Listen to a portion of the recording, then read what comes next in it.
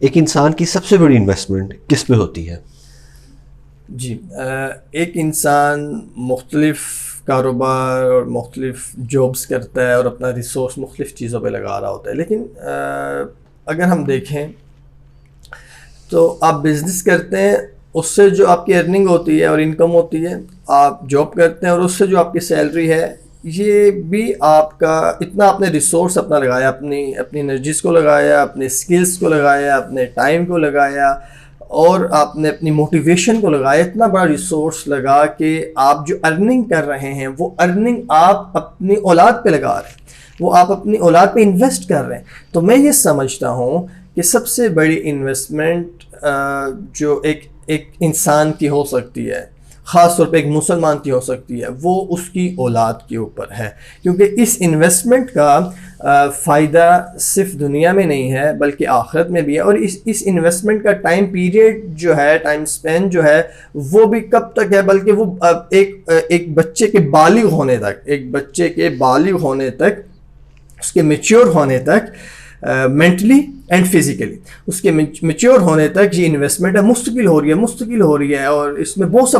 والدین کا، والدہ کا بھی اور والد کا بہت سا اس کے اوپر ریسورس لگ رہا ہوتا ہے اور بہت سی انرجیز لگ رہی ہوتی ہیں۔ تو سب سے بڑی انویسٹمنٹ والدین کی اپنی اولاد کے اوپر ہوتی ہے، اور یہ اتنی بڑی انویسٹمنٹ کا پھر اینڈ ریزلٹ کیا ہے؟ اس کا اینڈ ریزلٹ ان کو دنیا میں بھی ملتا ہے اور آخر میں بھی ملتا ہے، اگر انہوں نے پلاننگ کے ساتھ اور ایک ویژن کے ساتھ اور اپنی آئیڈیالوجی کی اور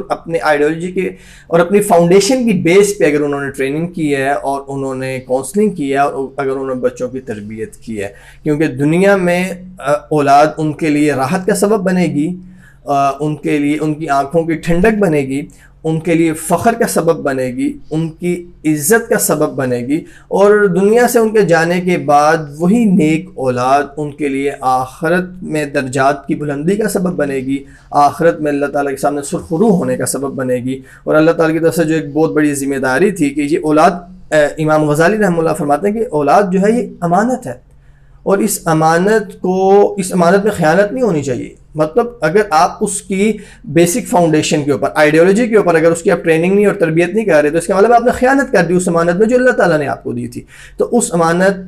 کو اگر پراپر ادا کرنا ہے، وہ امانت آپ کی اس میں خیانت نہ ہو، تو اس کے لیے ضروری ہے کہ آپ